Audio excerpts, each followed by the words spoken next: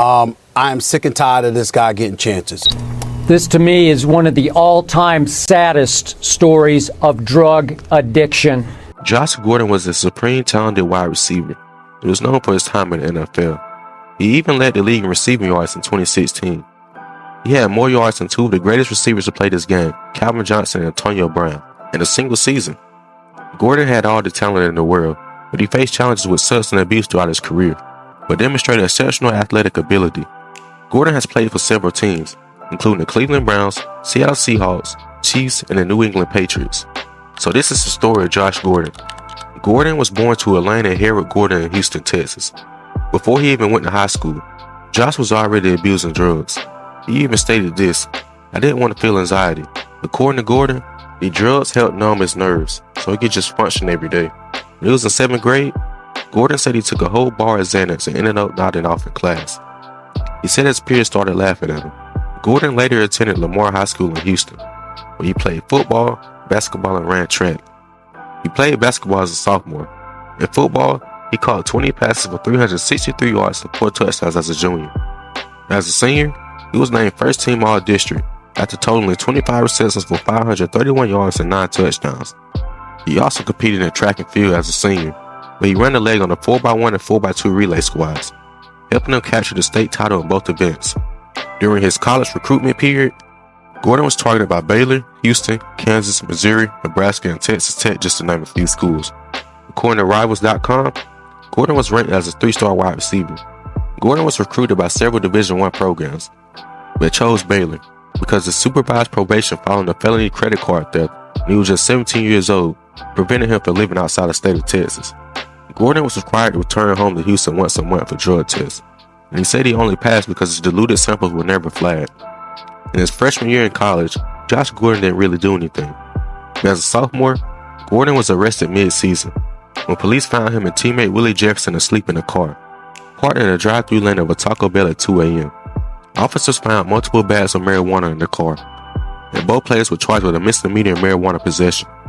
Though the charges were dropped, Gordon's coach at the time, Art Browse, also suspended him. Gordon played in 13 games, recording 42 catches for 714 yards and 7 touchdowns that season. In his junior season, Browse suspended Gordon again before the start of his junior season, but this time indefinitely. Browse said the suspension was for an undisclosed rules violation, but Gordon has since revealed in interviews it was due to him failing a marijuana test. Despite his suspensions at Baylor, Gordon received transfer offers from schools like UCLA, USC, Oregon, and Utah. He said he would smoke blunts and pop Adderall on the way to a few college visits. In August 2011, Gordon transferred to Utah, where he said he tried cocaine for the first time. He said he also began taking Adderall daily. After failing another drug test, he returned home to Houston, where he said he began selling marijuana again to support his family. Gordon never took a snap at Utah, instead opted for the NFL supplemental draft in 2012. Gordon was taken in the second round of the 2012 supplemental draft by the Cleveland Browns. On July 16, 2012, Gordon signed a 4-year, $5.3 million deal with the Browns. Gordon finished among the top rookie wide receivers in the 2012 draft class. Gordon scored his first NFL touchdown against the New York Giants in Week 5, where he finished with 2 catches for 82 yards and 2 touchdowns. Gordon had his first 100-yard game against the Oakland Raiders in Week 13, where he finished with 6 catches for 116 yards and a touchdown. Gordon had a then career high of 8 catches against the Kansas City Chiefs in Week 14. He finished his rookie season with 50 receptions for 805 receiving yards and 5 receiving touchdowns. In 2013, the NFL announced that Gordon would be suspended for the first 2 games of the 2013 season, due to him violating the NFL's substance abuse policy. He returned from his suspension and had 10 receptions for 146 yards and a touchdown in a win over the Minnesota Vikings. In Week 8 against the Kansas City Chiefs, he had 5 receptions for 132 receiving yards and a touchdown. In Week 11 against the Cincinnati Bengals, he had 5 receptions for 125 yards and a touchdown.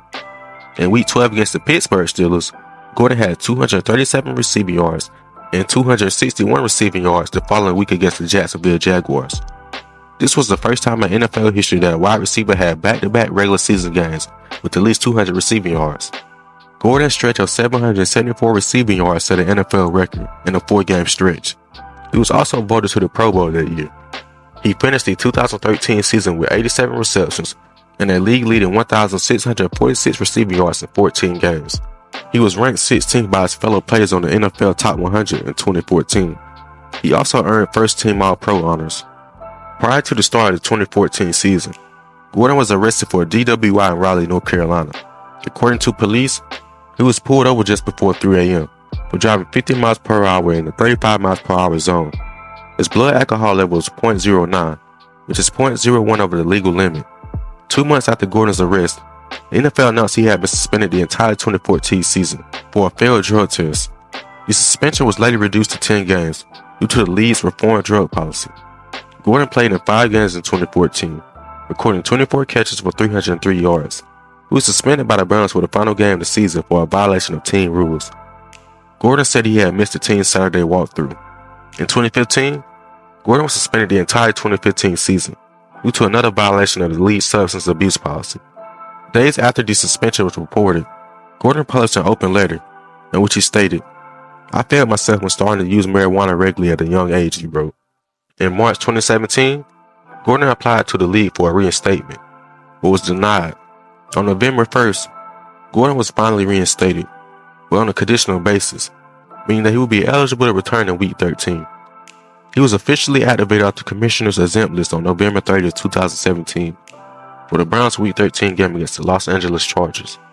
He finished the game with 85 receiving yards and a 19-10 Browns loss. In December, while playing against the Green Bay Packers, Gordon scored his first touchdown since the 2013 season. In September 2018, Gordon was traded along with his 7th-round draft pick in his 2019 NFL Draft to the New England Patriots in exchange for a 2019 5th-round draft pick. In his first game with the Patriots, Gordon caught 2 passes for 32 yards. In the next game against the Indianapolis Colts, Gordon caught Tom Brady's 500th NFL touchdown pass. It was also Gordon's first touchdown as a Patriot. In the next game against the Kansas City Chiefs, he recorded 5 receptions for 42 yards. During Week 7, when the Patriots went on to face the Chicago Bears, Gordon recorded 4 receptions and 100 yards to record his first 100-yard game as a Patriot. He finished the season with 737 yards, and it looked like Josh Gordon was officially back. But later that year, Gordon announced he would step away from football to focus on his mental health. The NFL later stated that Gordon would be facing an indefinite ban for violating the terms of his conditional reinstatement under the NFL drug policy. He was eventually waived by the Patriots, was claimed by the Seattle Seahawks, but it was short-term, because Gordon was suspended indefinitely for violating the NFL's policy on performance-enhancing drugs and substance abuse, his 5th suspension for violating the policy. After becoming a free agent in March 2020, he re-signed with the Seattle Seahawks on September 3rd. He was conditionally reinstated from the suspension on December, and the NFL announced he could be eligible to play in the last 2 weeks of the regular season. But 1 day later, the NFL determined that Gordon had broken the terms of a conditional reinstatement, and the Seahawks were given a roster exemption for him. His conditional reinstatement was rescinded.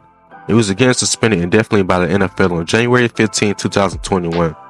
Sadly, this process will keep repeating itself, but he also had short stints with the Chiefs and Titans. In 2023, Gordon played in the XFL. He played for the Seattle Dragons. He ended up with 540 yards on the season while only playing 9 games. The talent is still there, but Gordon unfortunately had a serious drug issue since a child. Do you think Josh Gordon could have been an all-time great?